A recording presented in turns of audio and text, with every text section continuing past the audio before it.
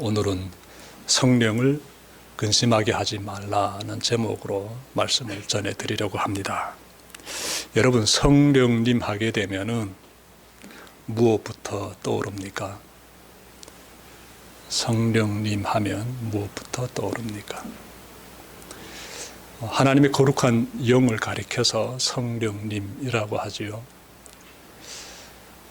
신앙생활 좀 꽤 하신 분들은 성령님 하게 되면 방언부터 떠올리지 않을까 생각이 듭니다. 방언. 저는 교회에 오기 전까지만 해도 방언이라는 단어를 들어본 적이 없습니다. 교회에 와가지고 방언이라는 말을 듣게 되었는데 자주 들었습니다. 방언 할 줄 아냐, 이런 말 자주 들었습니다. 여러분, 사도행전 2장 4절 보시면 예수님의 제자들에게 성령님이 임하시자 그들이 다른 언어로 말하기 시작했다라고 기록하고 있습니다. 성령님이 임하시자 그들이 다른 언어로 말하기 시작했다라고 하는데, 여기서 나오는 다른 언어를 가리켜서 한국 교회는 방언이라고 말합니다. 잘 아셨죠? 이제는 잘 기억하시길 바랍니다. 자, 그런데 성령님 하면 방언부터 떠올리게 된 것이 오순절 성령 운동과 연관이 있습니다. 오순절 성령 운동의 기원에 대한 두 가지 주장이 있습니다. 하나는 1901년 1월 1일 파햄 목사가 인도한 기도회에서 안수받은 여학생이 방언을 하게 되면서부터 오순절 성령 운동이 시작되었습니다 라는 주장이 있고요. 또 다른 주장은 파햄 목사의 가르침을 받은 시므오 흑인 목사가 1906년 로스앤젤레스의 아주 사거리 312번지에서 인도한 집회가 오순절 성령 운동의 시작입니다 라는 이런 주장도 있습니다. 아무튼 이렇게 되어 20세기 초에 오순절 성령 운동이 시작이 되어 세계로 퍼져나갔습니다. 이때부터 사람들은 방언을 못하면 성령 세례를 받지 못한 것이다 라고 말하기 시작했어요. 과연 방언을 못하면 성령 세례를 받지 못한 것일까요? 어떻게 생각하십니까? 저는 방언을 못합니다. 제가 신학대학원 다닐 때 잠깐 방언했댔습니다. 미국에 있는 하버드 대학에서 이렇게 공부하고 온 목사님이 제가 다녔던 신학대학에 오셔서 특강을 하셨어요. 한 2시간 정도 이 방언과 관련돼서 쭉 강의하신 다음에 그 강의실에 앉아있는 학생들을 다 일어서라고 하시더라고요. 저도 일어섰습니다. 그러더니요, 이 목사님이 마이크 앞에 입을 갖다 대시더니 이제부터 모두 저를 따라 하세요 라고 말하더니만 웃지 마세요. 웃으면 절대로 안 됩니다. 전 지금 생각만 해도 웃음이 나요. 따다다다다다 이러는 거예요. 나 갑자기 깜짝 놀랐어요.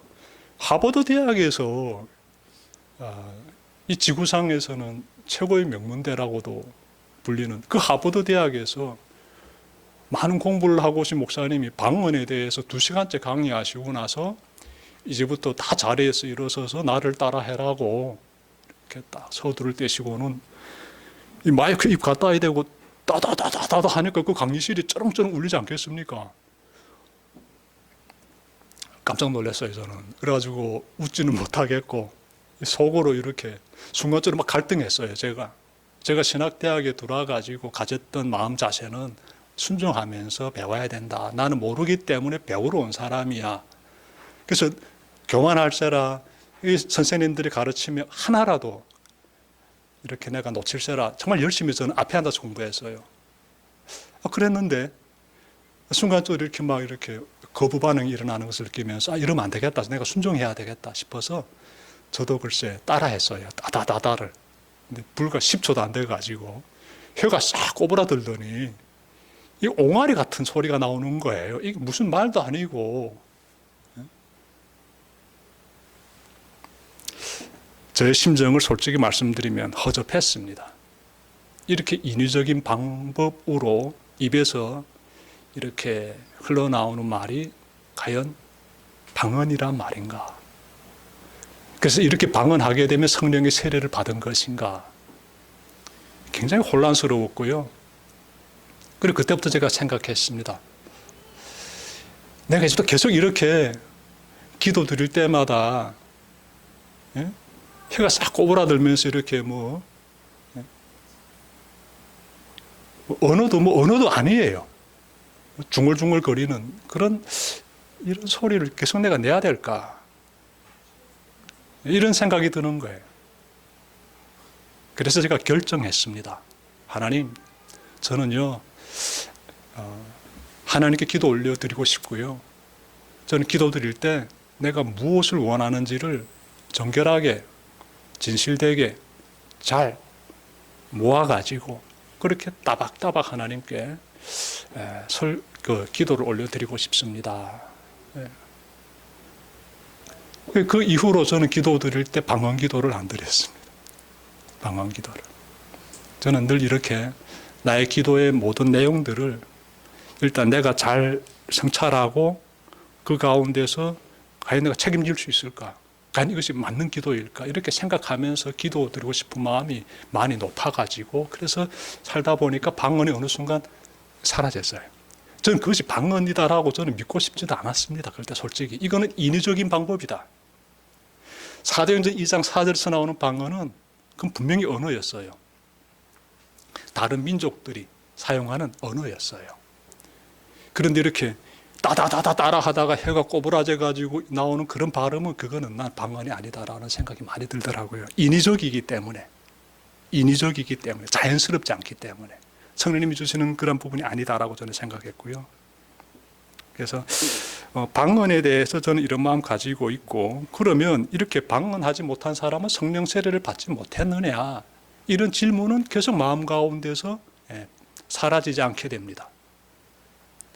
여러분, 대한민국 사회에서 이렇게 큰 영향력을 행사한, 선한 영향력을 행사한 많은 분들 계시는데 그 중에 한 분이 한경직 목사님이시지요. 소천하셨지만 이분이 한국 사회에 끼친 영향력은 지대합니다. 제가 다녔던 신학대학도 이분이 섬기는 교회에서 이렇게 그 신학대학에 있는 큰 예배당을 이렇게 건축했더라고요. 그 외에도 한국 교회를 위해서 많은 영향력을 행사했지요. 말하자게 되면 참 많은 이야기 할 수 있는 그런 업적을 쌓았습니다. 그런데 이 한경직 목사님이 방언을 못합니다. 그러면 그분은 성령 세례를 받지 못했느냐? 그렇지 않습니다. 절대로 그렇지 않습니다. 여러분, 성경 어디에도 방언을 못하면 성령 세례 받지 못했다라는 구절이 없습니다. 어디에도 그런 구절이 없어요. 성령 세례가 무엇이냐? 예수님을 나의 구주로 믿는 사람은 다 성령 세례를 받은 사람이에요.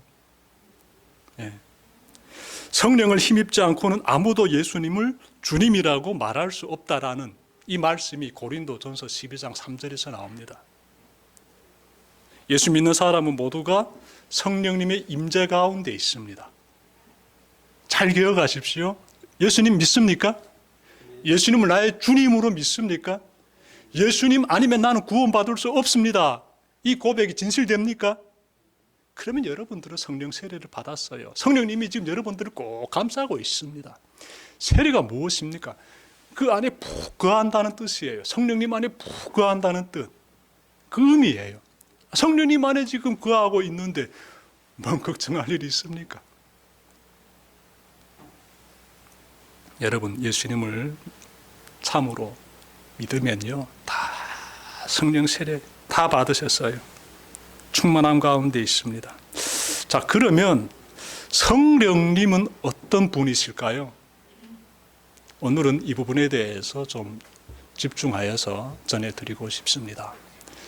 성령님 하게 되면 방언을 먼저 떠올릴 수 있는데 그건 아니지요. 성령님의 여러 능력들 가운데서 한 부분이 방언으로 나타나게 되지요. 성령님이 우리에게 부어주시는 많은 은사들이 있는데 그 은사들 가운데 하나가 방언이지요.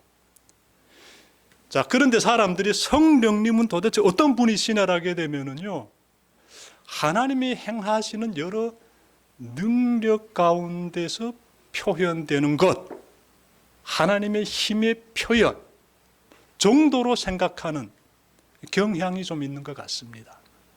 성령님은요, 하나님의 삼위일체에 대해서 우리가 좀 살펴봐야 되는데, 삼위일체 되신 하나님 가운데 한 위격이 되십니다.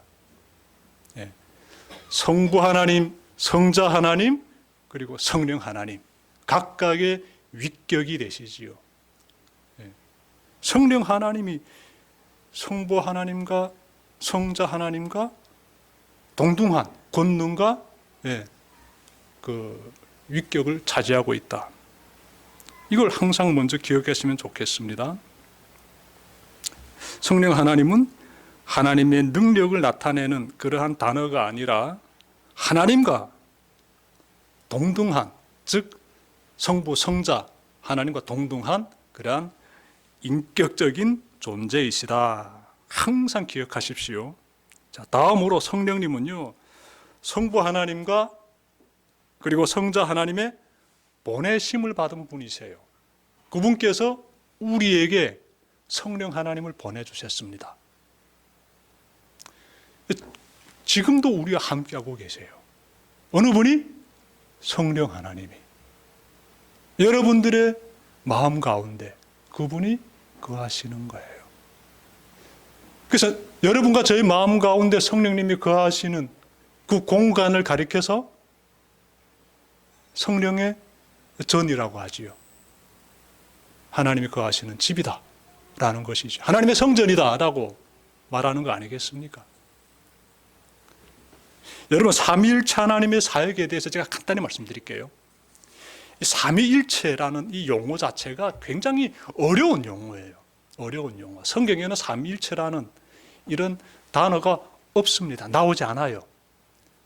우리는 성경을 보면서 하나님의 그 속성에 대해서 찾아가다 보니까나 하나님은 삼위일체 되시는 하나님이시구나 라는 걸 발견하게 된 것이에요. 그래서 삼위일체라는 단어를 만들게 되는데, 삼위일체 하나님이 일하시는 그 사역에 대해서 제가 간단히 말씀드리면, 성부 하나님은 온 세상을 어떻게 이끌고 가시면서 구원의 역사를 펼쳐가시는 그런 하나님이시거든요.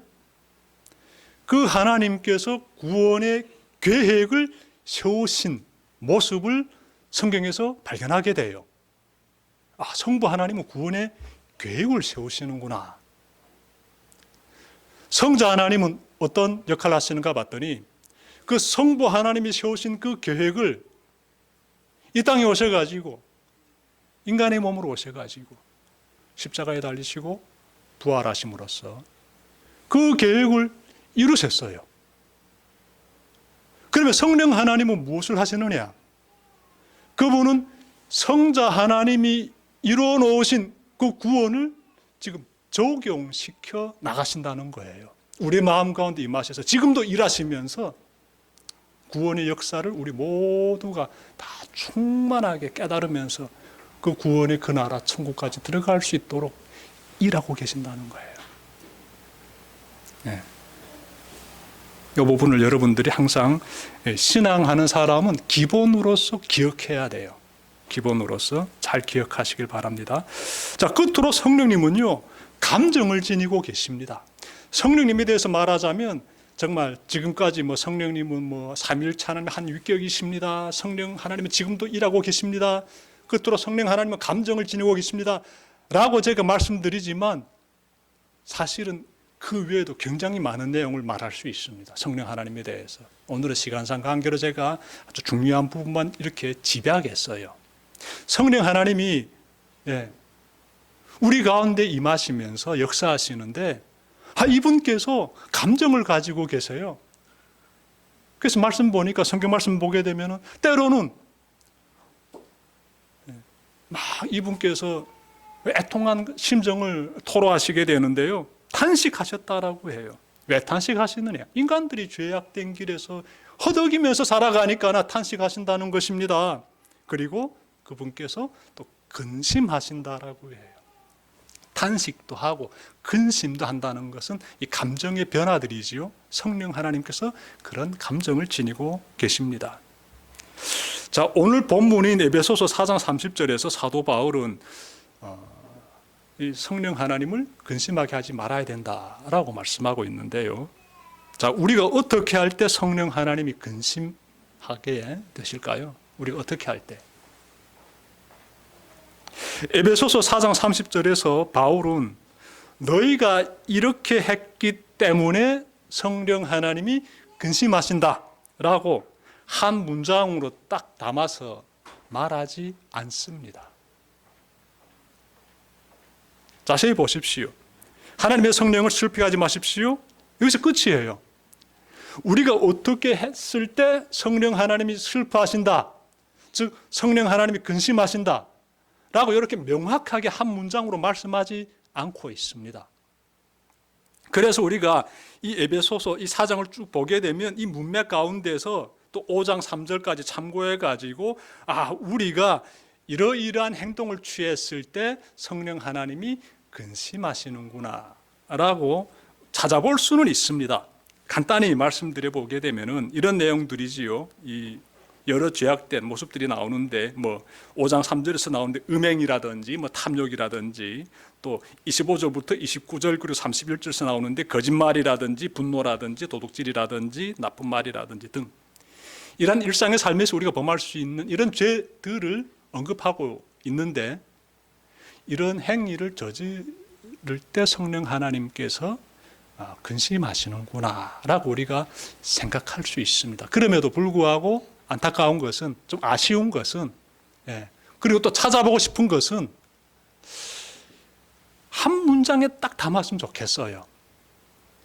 너희들이 이렇게 하게 되면은 성령님이 근심하셔라는 이 한 문장이 있었으면 참 좋겠습니다. 명확해지니까요. 성경 찾아보니까 그 답을 찾을 수 있습니다. 한 문장을 찾을 수가 있어요. 사도 바울이요, 이사야서 63장 10절 말씀을 가지고 지금 에베소서 4장 30절을 기록하고 있습니다. 그래서 우리는 이사야서 63장 10절 보게 되면 그 답을 찾을 수가 있어요. 한 문장으로 이렇게 나옵니다. 그들이 반역하여 주의 성령을 근심하게 하였다. 어떻게 할 때 주의 성령이 근심하시지요? 반역할 때.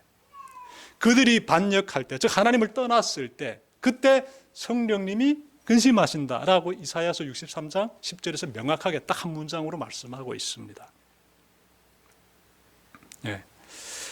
이제 우리가 깨닫게 되지요. 우리가 하나님을 반역하게 되면 성령님이 근심하신다는 사실 우리가 깨닫게 됩니다. 여러분, 하나님을 반역한다는 의미는 다시 말해서 하나님을 떠난 그러한 참 불의한 모습들인데 이스라엘 민족들을 한번 우리가 좀 떠올려 봐야 됩니다. 이스라엘 민족들의 행위를 보게 되면 굉장히 상징성을 가지고 있어요. 저들의 모습 보게 되면 나도 저러한 행동을 취하고 있는데 반추하게 돼요. 이스라엘 민족이 어떻게 했기 때문에 저들이 하나님을 반역했고 그래서 성령님이 근심하셨다라고 말씀하고 있는지 우리가 잘 깨닫기 위해서는 그때 당시로 들어가야 돼요. 이 말씀이 이사야서에 기록되어 있었던 그 세계로 들어가야 돼요. 그래서 상황을 봐야 됩니다. 이렇게 되었구나. 그래서 저들이 하나님을 반역했구나라고 성경은 기록하고 있네. 그때 성령님께서 근심하셨구나. 그걸 보면서 나는 이렇게 하면 안 되겠다. 이런 깨달음을 우리가 가지게 되는 것이지요. 그 세계 속으로 들어가 봅시다. 여러분, 에스겔서 8장 보시게 되면 예루살렘 성전에 있는 어느 한 방의 벽 사방에 온갖 우상들이 쫙 그려져 있습니다. 에스겔 선지자가 에스겔서를 썼지요. 이 8장 보게 되면은 그때 당시 이스라엘 민족의 그 영적인 상태가 드러나게 돼요. 하나님의 성전에 쫙 들어가면 또 그쪽에 보게 되면 여러 방들이 또 있어요. 예. 근데 그 어느 한 방에 탁 들어가니까 벽 사방으로 그림이 쫙 그려져 있는데 온갖 우상들이 그려져 있어요. 그런데 여러분, 그 방에 무려 70명이나 되는 이스라엘 장로들이 향을 피우면서 그 우상들을 숭배하고 있었습니다. 그런 내용이 에스겔서 8장에서 나와요. 자, 그런가 하면 여기서 그치지 않습니다. 그 성전의 북문 어귀에서 여인들이 이방의 신인 담무스를 애도하고 있었어요. 성전 어디에서? 북문, 북쪽에 있는 문을 가리켜 북문이라 하죠. 그 어귀에서 여인들이 이 백주에, 이 대낮에 감히 하나님의 성전 그 영역 안에서 담무스라는 이방의 그 신을 숭배하고 있었습니다. 그런가 하면 더 있습니다. 25명의 여성들은 성전을 딱 등지고 태양을 향해서 숭배하고 있었다라고 해요. 좀 더 말씀드릴까요? 이스라엘 백성들은 자신들의 자녀들을 불태워 죽이면서 몰렉이라는, 몰렉 신의 이름이에요. 몰렉이라는 이방의 신에게 어떻게 제사했어요.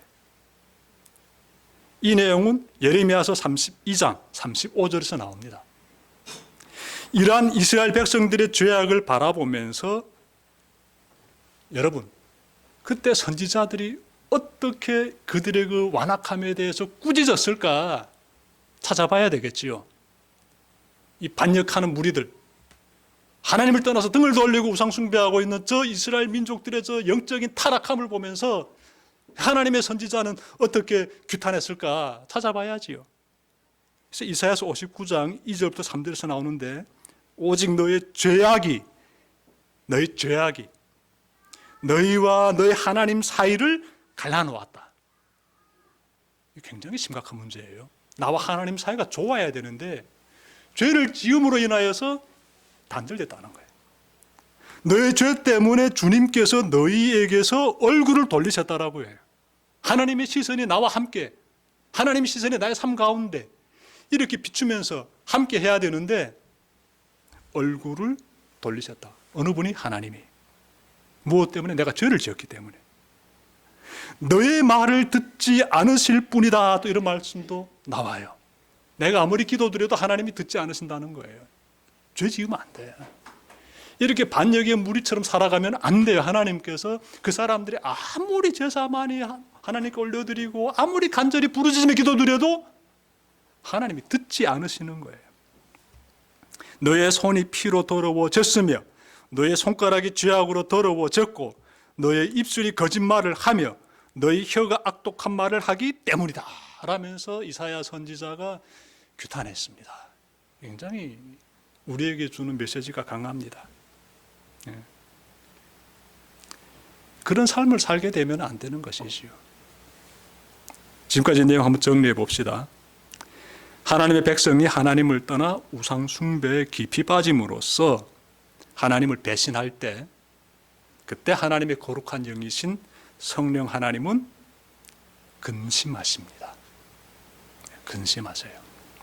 여러분이 하나님을 떠나서 죄를 지을 때 탐욕이라든지 음란이라든지 거짓말이라든지 분냄이라든지 기타 등등 하나님의 말씀의 법 앞에서 내가 죄를 지으면서 산다라는 것 자체가 무엇이겠습니까? 하나님으로부터 떠나는 행위가 아니겠습니까? 그리할 때 성령 하나님은 근심하신다는 것 꼭 기억합시다. 이 말씀은 에베소 교회를 향한 말씀인 동시에 21세기를 살아가는 우리에게 지금 주시는 하나님의 말씀이에요. 우리가 하나님만을 믿고 따른다면 우리의 삶에서 하나님만을 의지하는 자다운 모습이 나타나야 합니다. 그 모습에 대해서 에베소서 4장 31절부터 32절에서 이렇게 말씀하고 있어요. 한번 경청해 보십시오. 모든 악독과 격정과 분노와 소란과 욕설은 모든 악의와 함께 내버리십시오. 서로 친절히 대하며 불쌍히 여기며 하나님께서 그리스도 안에서 여러분을 용서하신 것 같이 서로 용서하십시오. 서로 사랑을 베풀면서 하나님 사랑하고 이웃을 사랑하면서 연약한 사람을 보살펴 주면서 그렇게 살아가십시오. 그리하면 성령님께서 기뻐하신다는 것이요. 근심하지 않으신다는 것이에요. 여러분과 늘 함께 하시는 것이지요. 사도 바울은 이어서 예수님을 믿는 사람은 성령 안에서 구속의 날을 위하여 인치심을 받았다라고 말합니다. 인치심을 받았다. 자, 그러므로 예수님 믿고 그 마음에 성령님을 모신 사람은 이 세상 끝날에 있을 최후의 심판에서 반드시 구원받습니다. 왜? 인치심을 받았으니까. 이 도장을 꽝 찍은 거예요. 너는 내 백성이야. 하나님께서 인쳐주셨다라는 내용인데 자세히 보니까 성령 하나님이 그 일을 하시는 거예요. 여러분 안에 함께하고 계시는 성령 하나님께서 이 세상 끝날에 최후 심판이 있을 텐데 그때 이 사람은 구원받은 사람이야 라고 인을 꽝 찍어주신다는 거예요. 이미 인치심을 여러분들은 받으셨어요. 잘 기억하십시오. 그 부분에 대해서 사도 바울이 이렇게 기록하고 있는 것이에요. 이런 말씀 묵상하게 되면 지난 우리의 삶이 떠오르지 않습니까? 예수님 믿은 이후로 우리의 삶에서는 중요한 변화가 나타나기 시작했습니다. 여러분이나 저나 똑같은 변화예요. 아니 이런 변화가 없다면 그분은 굉장히 심각한 상태이지요. 영적으로. 인치심을 받았는지 잘 모르겠어요. 저는 그렇게 생각이 듭니다. 어떤 변화인가 하면요. 진짜 예수님을 믿고 그 가운데서 성령의 충만함 가운데서 이 변화의 새로운 삶, 거듭남의 삶을 시작한 사람들의 그 삶의 자리에서는 어떤 변화가 나타나느냐? 우리도 죄를 짓지요. 저도 마찬가지고 지난주에도 죄를 짓고 그런데 죄를 짓게 되면 꼭 이 죄의 무게를 느낍니다. 야, 이렇게 하면 안 되는데. 죄의 무감각 상태가 아니라 죄를 딱 짓게 되면 죄의 무게를 딱 느껴요. 아, 내가 죄를 지었구나. 이 죄의 무게를 느끼면서 곧바로 어느 분을 찾습니까? 하나님을 찾지요. 어떻게 합니까? 회개하지요. 잘못했습니다. 그리고 어떤 부탁드립니까? 용서해달라고 하지요. 예수 믿기 전에는 이런 모습이 저의 삶의 자리, 여러분의 삶의 자리에서 다 없었어요. 예수님 믿으면서부터 새롭게 생겨난 모습들이지요. 굉장히 중요한 모습들입니다. 그 가운데서 계속 조금씩 우리가 변화되어 가지요. 이런 삶 살고 있습니까, 여러분들? 굉장히 깨어 있어야 합니다. 영적으로 깨어 있어야 돼요. 죄의 무게를 느끼면서 말입니다. 그런 사람들이 성령의 인치심을 받은 사람들이에요. 내 안에 성령님이 계시니까. 우리가 지금까지 하나님을 떠나지 않을 수 있었던 것은 성령님이 나에게 이처럼 큰 은혜를 부어주셨기 때문에 내가 회개하고 그러면 또 받아주시고 회개하면 또 받아주시고 그게 얼마나 큰 은혜입니까? 우리의 공로가 아닙니다. 우리를 거룩한 하나님의 백성으로 삼아주시고 그 날마다 변화되는 그 아름다운 자리로 인도해 주시는 그 하나님이 이끄신 결과예요. 우리가 예수님을 믿음으로 새롭게 거듭나는 그 순간 하나님의 인치심이 우리에게 임했음을 감사함 가운데 항상 기억하시길 바랍니다. 한편 하나님의 인치심은 모든 사람에게 다 임하는 건 아니에요. 만약 교회까지 나왔지만 여전히 예수님을 믿지 않고 그 마음에 성령님을 나의 마음에 나의 삶의 주인으로 모시기를 거부하는 사람들도 있습니다. 교회는 나오는데 예수님의 뜻에 순종하기를 거부하는 사람들이 있어요. 여전히 내가 중심인 삶을 살아가는 사람들 있어요. 교회는 나오는데 그런 사람들 있지요. 예수 믿지 않는 사람들. 이런 사람들은요, 언젠가는 교회를 떠납니다. 언젠가는 교회를 떠납니다. 하나님은 강압적으로 사람을 교회에 묶어두지 않으세요. 예. 예수님의 말씀에 순종하며 성도의 삶을 살기로 거절하는 사람들은요, 언젠간 다 떠난다고 성경이 말씀하고 있습니다. 성경 보게 되면 그런 내용을 찾아볼 수가 있어요. 요한 1서 2장 19절 보십시오. 그들이 우리에게서 나갔으나, 예. 예수 믿지 않는 자들은 언젠가는 어떻게 교회에서 나갔다는 거예요. 우리에게 속하지 아니하였나니 만일 우리에게 속하였더라면 우리와 함께 거하였으려니와 그들이 나간 것은 다 우리에게 속하지 아니함을 나타내려 함이니라. 예수 믿지 않는 자들, 즉 그리스도인들은 언젠가는 교회를 떠난다라고 성경에서도 말씀하고 있습니다. 그리고 그들의 결과는요, 굉장히 비참합니다. 이들은 천국에 못 들어가요. 천국에 들어갈 수 없습니다. 왜냐하면 거룩한 성도의 삶을 살지 않았기 때문이에요. 그 부분에 대해서 히브리서 12장 14절에 이렇게 말씀하고 있지요. 모든 사람과 더불어 화평함과 거룩함을 따르라. 거룩이라는 단어가 이렇게 중요합니다. 이것 없이는 아무도 주를 보지 못하리라. 천국까지 못한다는 거예요.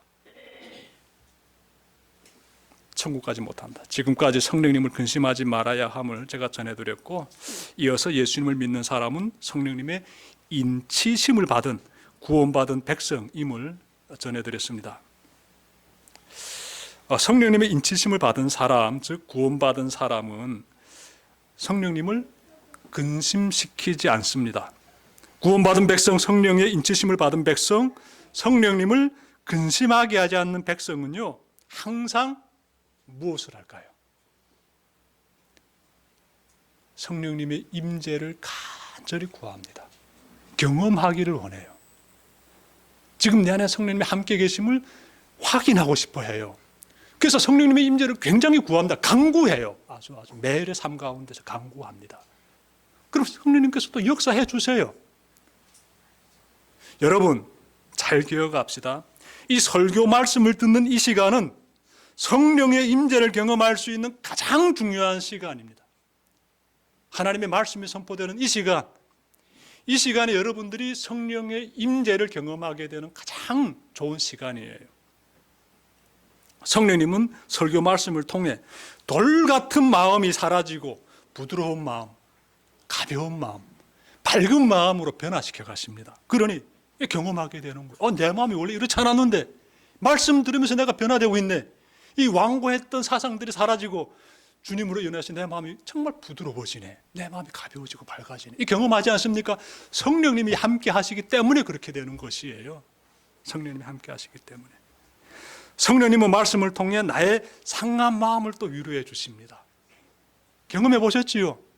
저는요, 개척해가지고 저 마포에서 이렇게 수예배 드릴 때 갑자기 문 열고 어떤 여성이요, 어두운 표정으로 들어와서 저 뒤쪽에 앉으시더라고요.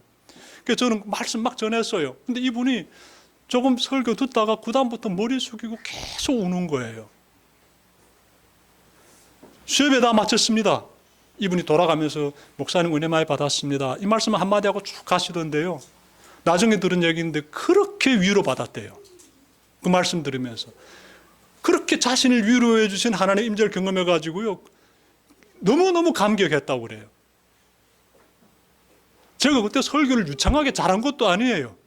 지금 생각해도 굉장히 버벅거리면서 전했어요. 근데 그분이 그 조그마한 그 마포구에 있는 우리 지하에 있는 그 예배당 알지 않습니까? 20평 되나마한.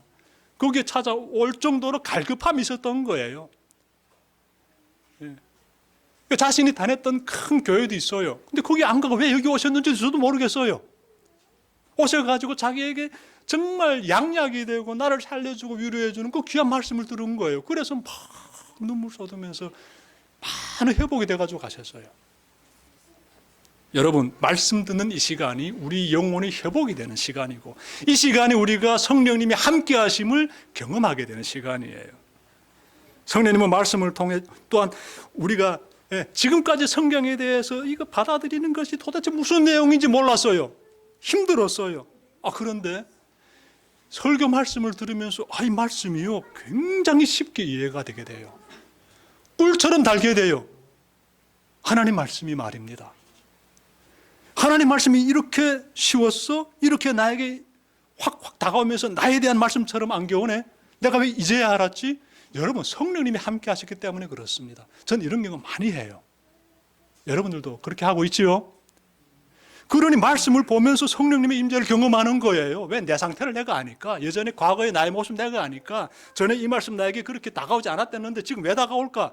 성령님의 말씀 가운데 역사하시기 때문이에요. 그리고 또 성령님은요, 이 말씀을 들으면서 나만이 알고 있는 부끄럽고 추하고 감추고 싶은 죄악들을 싹 드러내게 하십니다. 말씀 들으면서 말입니다. 와, 저 목사님 설교 갑자기 나의 그 정통을 찌르시네? 와, 나의 그 죄악을 정확히 지금 지적하고 있네? 저 목사님 나에 대한 안 입고 온 감정을 가지고 있나? 망감이 교차되는 경험 여러분들 하셨습니까? 전 여러 번 해봤어요. 여러분, 특히 교회에 처음 나갔던 그러한 때, 그러니까 교회에 나가기 막 시작했던 그러한 때, 그때 특별히 목사님 설교만 듣게 되면 계속 나를 찌르는구나. 왜 저분이 나를 들으라고 이렇게 말씀하시나? 이런 생각을 제가 자주 했댔어요. 말씀 가운데서 나의 병적인 부분들을 드러내 주시는 분이 누굴까요? 성령 하나님이세요. 성령님의 임재입니다. 얼마나 감사합니까? 덕분에 내가 변화되고 살아나는 것이지요. 그 가운데서 내가 하나님의 인치심을 받은 사람이구나라는 사실을 확신 가운데 깨달으면서 감사하게 되는 것이지요. 이처럼 성령님의 임재가 중요하기 때문에 여러분들 성령님의 임재를 꼭 사모하시길 바랍니다. 오늘 말씀 마음에 잘 새기시고 성령님의 임재를 더욱 사모하며 성도의 삶을 바르게 잘 걸어가는 여러분들 되시기를 주님의 이름으로 축원합니다. 기도드립시다.